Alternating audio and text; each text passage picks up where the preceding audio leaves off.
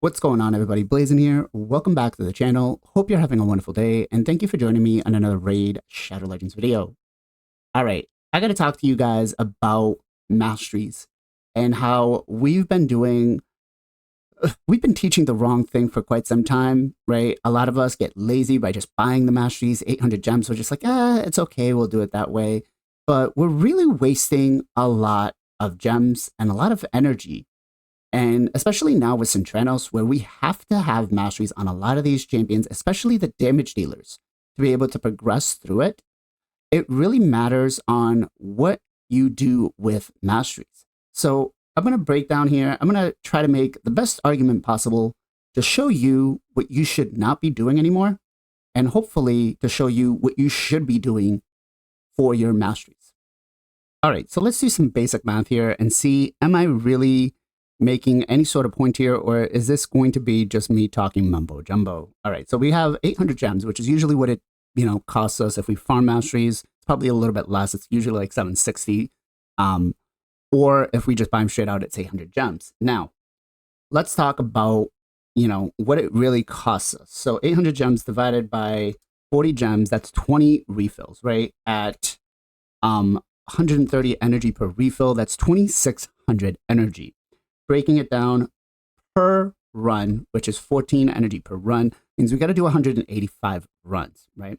Now, out of the 185 runs, you're really only need about 120 to 130 to actually do this. Now, on stage 15, right, we get 6 to 12 of the red scrolls. So let's go ahead and see if we're getting worst possible luck, just 6 scrolls, right? And we have to farm out 950, which is absolutely the worst case scenario. So 950 divided by, sorry, my calculator, my fingers are hitting the wrong button. 950 divided by 6, it's 158 runs. So that's almost 2,000 energy. That's a lot. That's a lot, and that's worst case scenario, right? All right, let's say best case scenario, we're getting absolute phenomenal runs. We're getting 950 divided by 12. We're getting 79 runs. Times that by 14 energy. That's 1,000 energy right there, 1,100, right? So by just taking the 400 masteries out of gameplay, let's come up with a more logical number. Let's say the average we're getting is actually 10, okay, on roughly average. So 950 divided by 10 is going to give us 95 runs times by 14. 95 runs times by 14, that's 1,330 energy, right? So if we convert that over to gems, so divide that by 130, that's 10 times that by 40. That's 400 gems. That's half the gems from the 800 that are going into just farming the red scrolls. All right, so now if 10 is our baseline, that means we're obviously saving about 40%, right? So if we're only farming 550 masteries, which is what I'm saying, that you only really need, right? The 1 tier 5, the 1 tier 6, and that's it. All right, at 10, right, we're going to get 55. Multiply that by 14.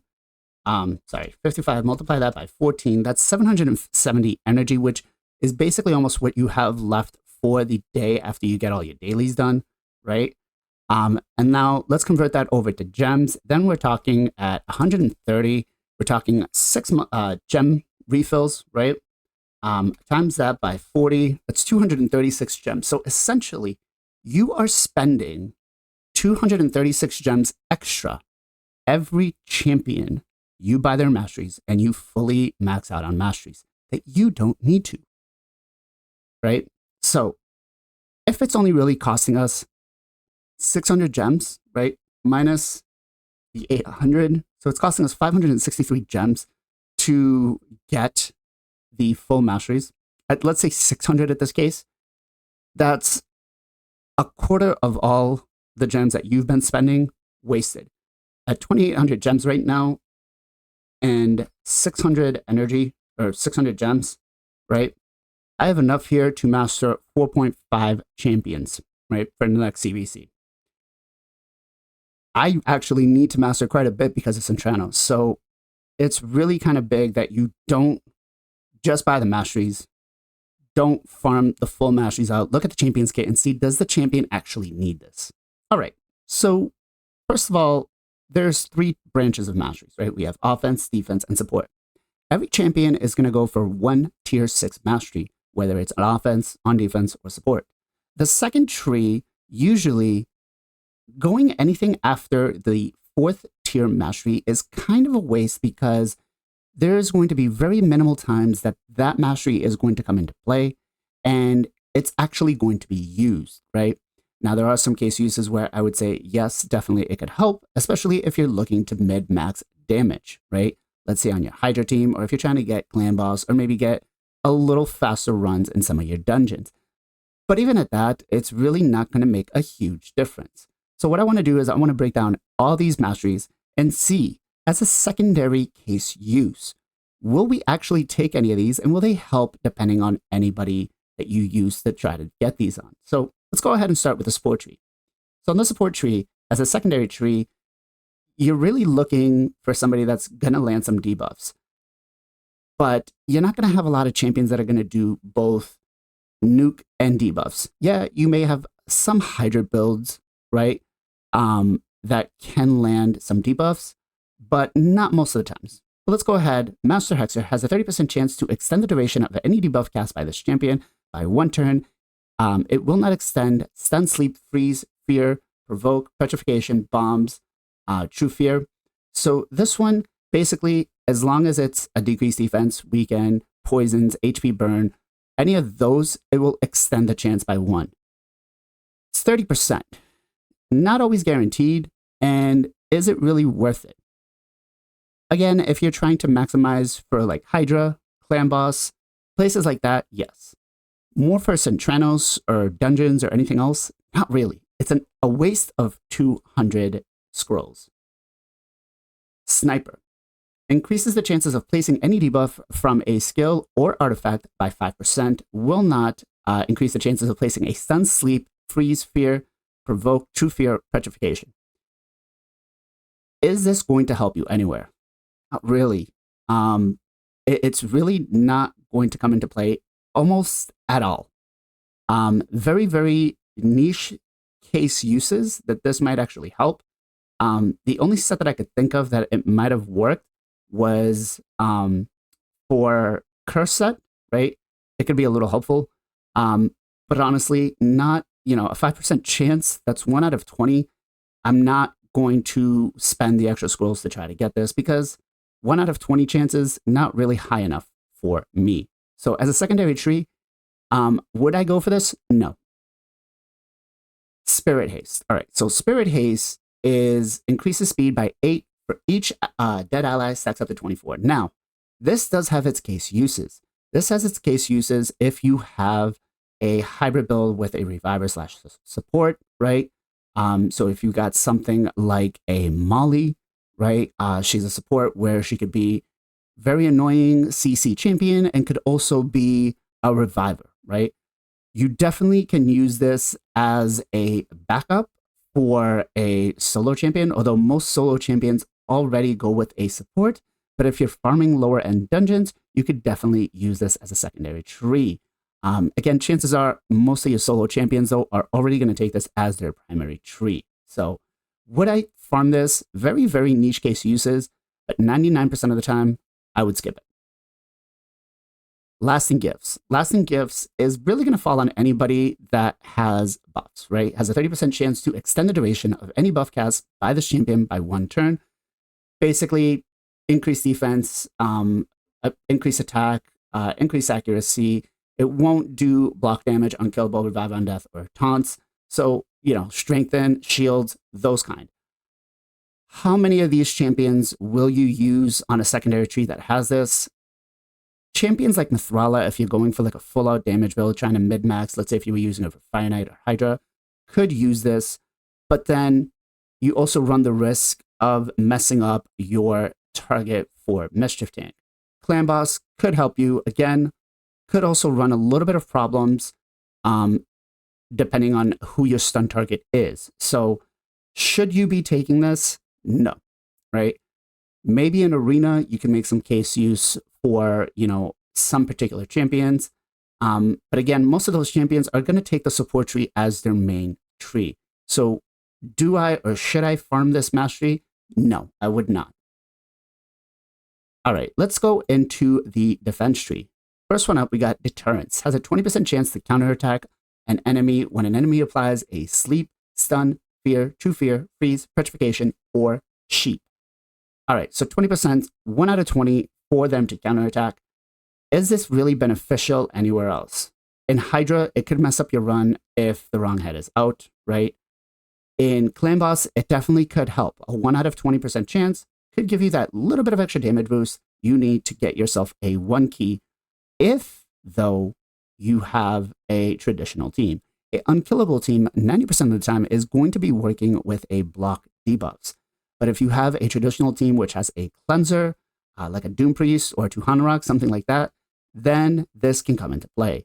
Everywhere else, not really, right? 20% chance to counterattack isn't really going to help much of all. Arena, definitely not going to work because we don't really try to place too many debuffs in Arena. We try to nuke. Other areas in the game, like say Centranos, maybe, but not enough for me to want to farm this mastery, right?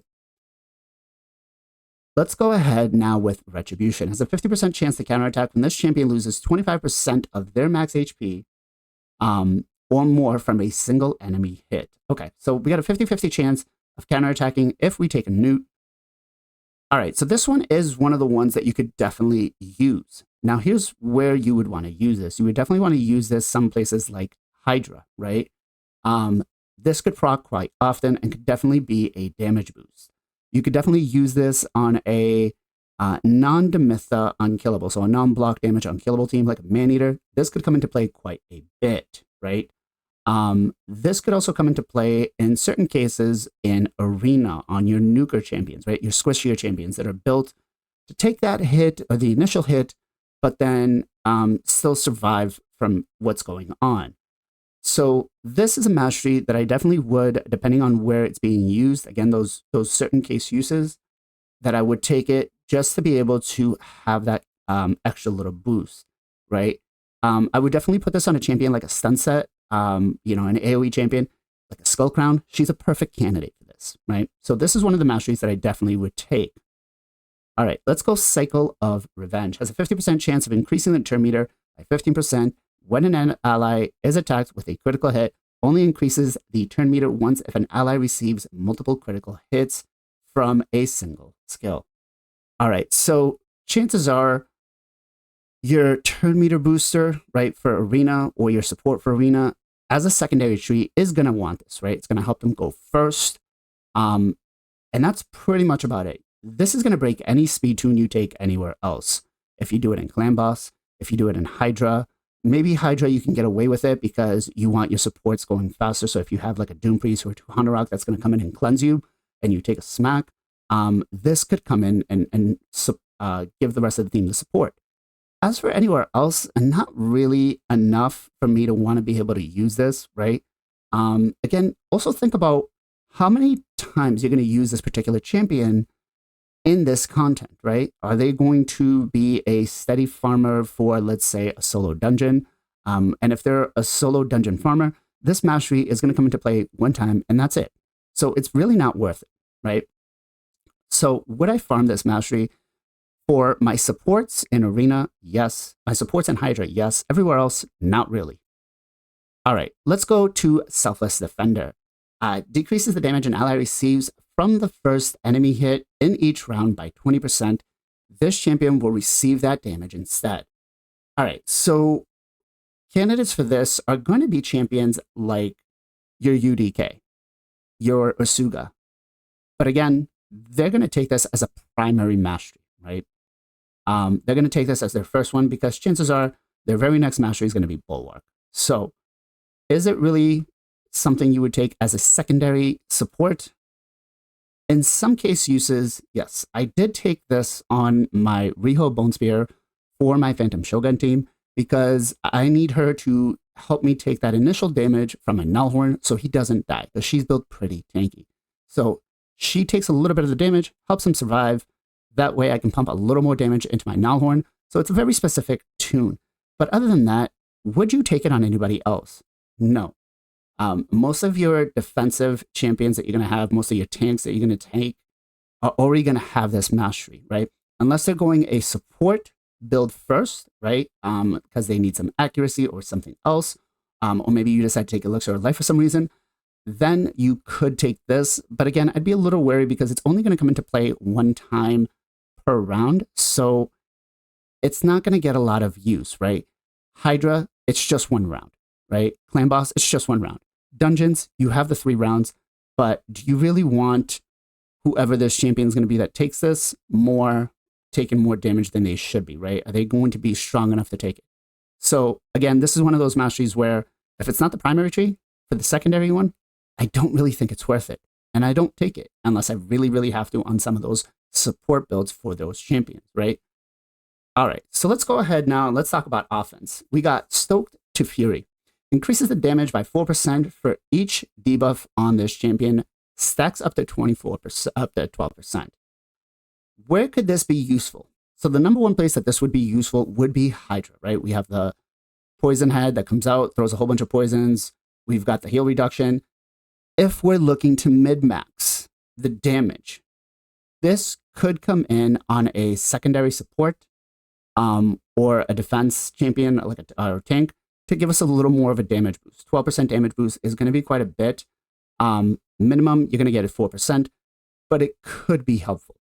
Does it take priority over some of the other ones? We'll find out. But is this something that I could take? Again, Hydra, very niche case use. Other than that, I don't see myself investing the energy in this mastery.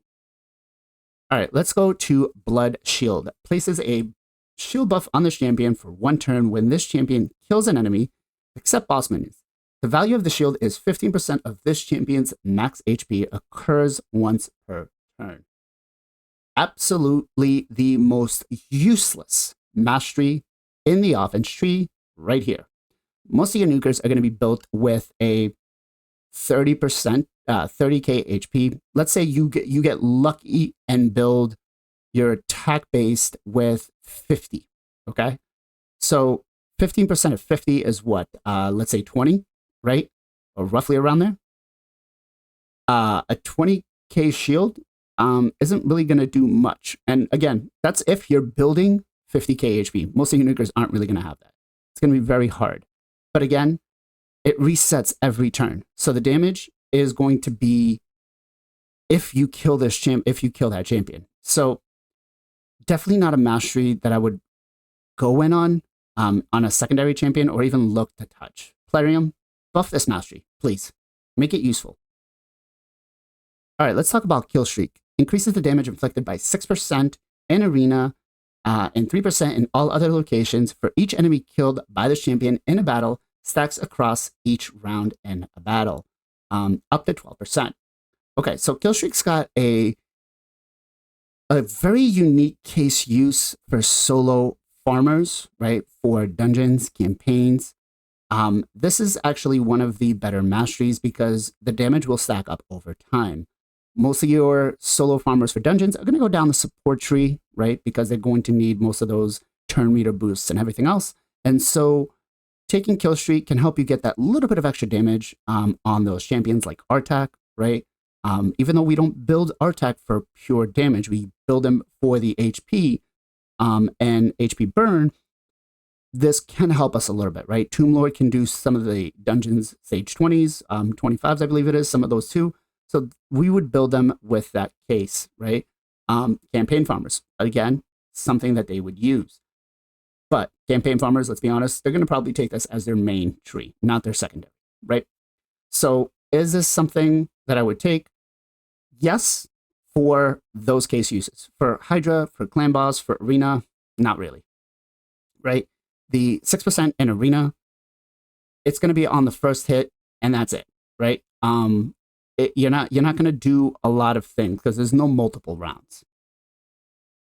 All right, let's talk about Methodical. Increases the damage inflicted by this champion's default skill by 2% each time it is used during battle. Stacks across each round up to 10%. Okay, so again, we go back to the solo farmer for dungeons. Methodical is actually very powerful, right? Stacks across up to each round. Every time they use it, 10% damage. So after the first round, once you move into the second wave and the boss wave, you're going to get an extra 10% damage on your solo farmer. That can definitely help if they're in a lifesteal set, trying to heal back. Most of them are usually in a regen set anyways, but this can help you min-max that run just a little more. Is it really worth it anywhere else? Again, it's stacks across each round up to 10%. So this is definitely something where if you're looking for Hydra, you can use it, right? If you're looking for Clan Boss, you can definitely use it. The long fights are worth it. Is it going to be worth it for your Arena Nuker? How many times is your Arena Nuker going to use their A1 skill? Not a lot. If you're using too many A1s, maybe in cases like Taras, that could work with they have the Marichka. But other than that, unless you get a counterattack or you get really lucky, you're not really going to use this. So again, I would use this in places like Clan Boss, in places like Hydra, solo farmers, those kind of places. Anywhere else, dungeons, you can definitely use it, but Arena isn't not something that I would take. But again, most of those champions, unless they're solo farmers for dungeons, are going to take this as their primary one. So with everything said, I hope I made my case about why you shouldn't be farming the 950 red scrolls. Hopefully, you don't buy them with the 800 gems, because it's a hell of a lot cheaper to do just farming masteries. You can see here my Bellower is doing it by himself. I'll pin in the comments down below the video where I break down exactly what you need to farm it with a Bellower. It's not that insane. So let me know if this video helped you in the comments down below. If it didn't, let me know again why. Make sure to join us on Sundays for the Knights of Teleria, where you get myself, JR Star 3, Nacho Plays 50, Gestel Gaming. You get Derek Gaming along with Final Compachi, where we talk everything Raid Shadow Legends. We talk about the good, we talk about the bad, and we definitely talk about the ugly.